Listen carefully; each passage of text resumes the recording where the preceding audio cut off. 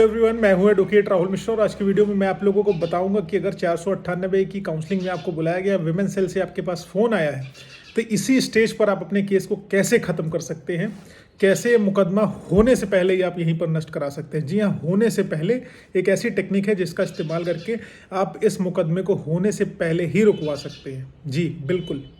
Video start करूं उससे पहले मेरी आप लोगों से रिक्वेस्ट है कि अगर आप लोग चैनल पर नए हैं या पहली बार आ रहे हैं या अभी तक आप लोगों ने इसे सब्सक्राइब नहीं किया तो प्लीज़ सब्सक्राइब करिएगा। अगर आप मुझसे पर्सनली मिलना चाहते हैं लखनऊ, दिल्ली, इलाहाबाद में, तो अपनी अपॉइंटमेंट शेड्यूल कराकर मुझसे आप डायरेक्टली बात कर सकते हैं और मिल भी सकते हैं। नंबर आपको डिस्क्रिप्शन में मिल जाएगा। मीटिंग चार्जेस बिल्कुल लगेंगे, अपॉइंटमेंट फीस पे करनी पड़ेगी उसके लिए आपको। चलिए वीडियो स्टार्ट करते हैं। देखिए दोस्तों, जैसे ही आपका और आपकी पत्नी का जो है कुछ डिस्प्यूट होता है, पत्नी अपना बोरिया बिस्तर बांधती है, आपका घर छोड़ के अपने मायके चली जाती है। मायके चली जाने के बाद कुछ दिनों तक वहाँ रहती हैं, 2-3 महीना, 4 महीना, 5 महीना बिताया। उसके बाद उनको होश आया तो उन्होंने कहा बात बन नहीं रही, केस कर देते, पैसे वसूल लेते, दूसरी शादी कर लेते हैं। ठीक है, इस कंडीशन में वो क्या करती है, विमेन सेल में जाती है, वहाँ कंप्लेंट करती है कि उनके ससुराल वालों ने उनको मारा पीटा, उनके साथ लड़ाई झगड़ा करा, भयंकर मारपीट करी और जो है क्या कहते हैं उसको, पैसे की डिमांड करी। तो इस कंडीशन में विमेन सेल से फिर आपके पास फ़ोन आता है कि देखो ऐसा है, तुम्हारे ऊपर एक मुकदमा दर्ज कराने के लिए तुम्हारी वाइफ आई है, तुम्हारे अगेंस्ट कंप्लेंट हुई है कि तुम इनके साथ मारपीट करते हो, दहेज मांगते हो। अब ऐसी कंडीशन में जर्नली हस्बैंड तो परेशान हो जाते हैं कि अब पक्का मुकदमा हो गया हमारे ऊपर। जब विमेन सेल चली गई हैं तो कोई रोक नहीं सकता मुकदमा करने से। लेकिन ये तरीका जो बता रहा हूँ ना, इसको करके आप पक्का मुकदमा होने से रोक सकते हो। विमेन सेल से जैसे ही आपको कॉल आता है, महिला सेल से कॉल आता है और काऊ सेल से कॉल आता है कि देखो ऐसा मुकदमा दर्ज कराने के लिए आपकी वाइफ आई है, कंप्लेंट इन्होंने दे रखी है, इसी आधार पर मुकदमा दर्ज हो सकता है, इसलिए आप आइए, अपना बयान दर्ज कराइए और इस तारीख को आइए। लेट से आपको आज 5 तारीख को फ़ोन आया और कहा जा रहा है कि आप आइए, ऐसा 25 तारीख को आइए, अपना बयान दर्ज कराइए। आप उनको जेन्युइन रीज़न दे दीजिए कि देखिए मेरी तबीयत ख़राब है, मैं अभी नहीं आ सकता, मैं अगले महीने की जो है 10-15 तारीख को आ सकता हूँ। ठीक, समय ले लीजिए थोड़ा सा उनसे। आप कहोगे समय क्यों ले लूँ, जल्दी से जाके बयान दर्ज करा दूँ। यही गलती करते हो, जल्दी से जाके बयान नहीं दर्ज कराना। अब यहाँ पर आपको क्या करना है, क्योंकि पत्नी ने आपके साथ भी लड़ाई झगड़ा करी है, गाली गलौज करी है, मारपीट करी है, आपकी माँ के साथ भी करी हुई है। ठीक है, अभी उसने सिर्फ विमेन सेल में कंप्लेंट दाखिल करी है, अभी मुकदमा दर्ज नहीं हुआ है। अब आपको सिर्फ औपचारिक कॉल आया है, कोई ऑफिशियल नोटिस आपको रिसीव नहीं हुआ है। ठीक, समझिएगा बात को मेरे। When you have not received any official notice, जब कोई ऑफिशियल नोटिस नहीं आया, सिर्फ फ़ोन आया, फ़ोन को हम ऑफिशियल नोटिस नहीं कंसिडर करते। अब आप क्या करेंगे वहाँ पर, इमीडिएटली आप अपनी मदर के बिहाफ पे एक डोमेस्टिक वायलेंस का मुकदमा प्रिपेयर कराइए। जैसे ही आपको बोला जाए कि इस तारीख को आना है, उसके अंदर ही अंदर एक बढ़िया वकील साहब को मिलिए, एनर्जेटिक हमारे टाइप के, ठीक है, जाइए मिलिए उनसे और बढ़िया ड्राफ्टिंग कराइए, डोमेस्टिक वायलेंस का मुकदमा दर्ज कराइए। डोमेस्टिक वायलेंस का मुकदमा दर्ज कराने के लिए ज़रूरी है कि सेम हाउस होल्ड शेयर करना हो। जब आपकी वाइफ, आपकी माता जी सब एक साथ रह रही हैं, क्योंकि वो आपका अपनी कंप्लेंट में आप सबके परिवार वालों का नाम दे रही हैं, तो डोमेस्टिक वायलेंस लेडी के बिहाफ पर होगा। तो आप अपनी मदर के बिहाफ पर एक डोमेस्टिक वायलेंस का मुकदमा दर्ज कराइए उनके ऊपर और इमीडिएटली उनको समन की सर्विस करा दीजिए।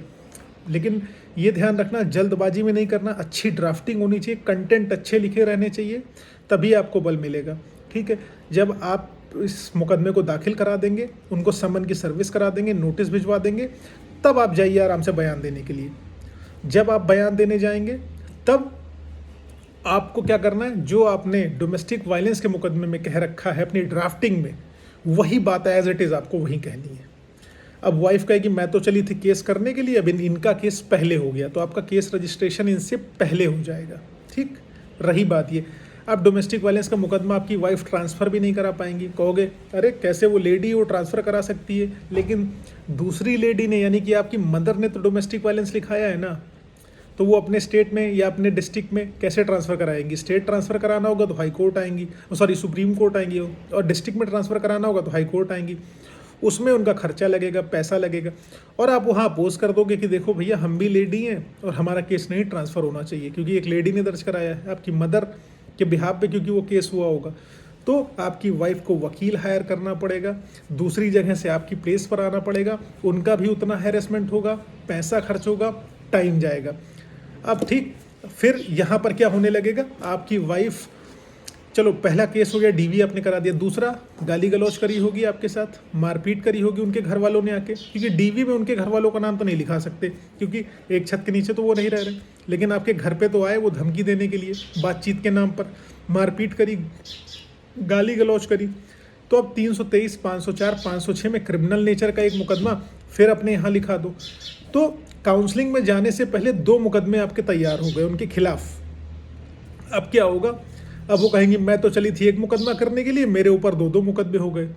अब यहाँ पर क्या होगा ना, जब उनको आपकी लोकेशन पे आना पड़ेगा, वकील हायर करना पड़ेगा, उनका हैरेसमेंट होगा, तो ये समझ लीजिए वो सेटलमेंट पे आ जाएंगी। देखो क्या चाहिए, कैसे सेटल करना है। जहाँ पैसे की लेन देन की बात होकर सेटल होना था ना, अब यहाँ पर ये बात होने लगेगी तुम अपने मुकदमे वापस ले लो, हम अपने मुकदमे वापस ले लेते हैं, म्यूचुअली अलग हो जाते हैं। ये होगा और ये लिटरली होता है। देखिए, जब तक इक्वल प्रेशर आप अपोजिट पार्टी के ऊपर नहीं क्रिएट करेंगे तब तक आपको मज़ा नहीं आएगा, ना ही आपका काम होगा।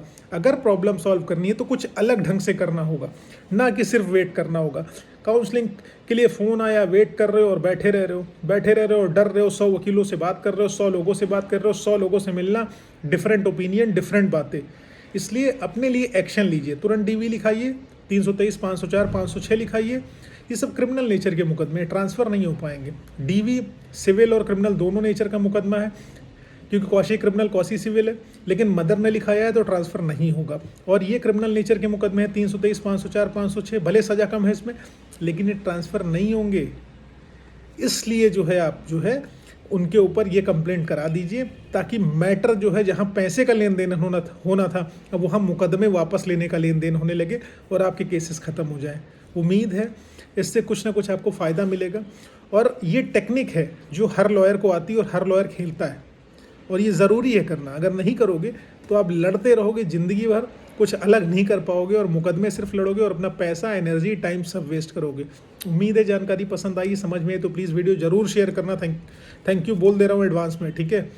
और हाँ, अगर मान लो आपके ऊपर केसेस अभी तक नहीं हुए, आपको एप्रीहेंशन है, रोज़ लड़ाई झगड़ा हो रहा है कि कोई केसेस लिखा सकता है, चाहे 376 का हो, चाहे 498 का हो, या कोई अन्य केस, झूठा मुकदमा कोई आपको लिखा सकता है या आपको धमकी देता हो कि सुसाइड कर लेंगे, फंसा देंगे, तो ऐसी कंडीशन में सेक्शन 39 की इन्फॉर्मेटरी पिटीशन डालिए सीजीएम साहब के यहाँ। इसमें खास चीज़ ये है, अपोजिट पार्टी को नोटिस नहीं सर्व होता। जब आप पुलिस को इस चीज़ की सूचना देते हो तो पुलिस बुला लेती है, वसूली करती है और फंसा देती है। फिर अपोजिट पार्टी को अगर मुकदमे कल लिखाने हैं तो आज ही लिखा देगी।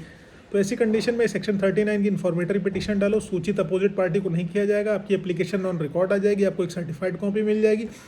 जब भी वो पार्टी झूठे मुकदमे लिखाएगी, आप वही सर्टिफाइड कॉपी कोर्ट में लगा दोगे कि देखो हमने कोर्ट को पहले से सूचित कर रखा था कि मेरे खिलाफ झूठे मुकदमे हो सकते हैं, फिर आप बच जाओगे।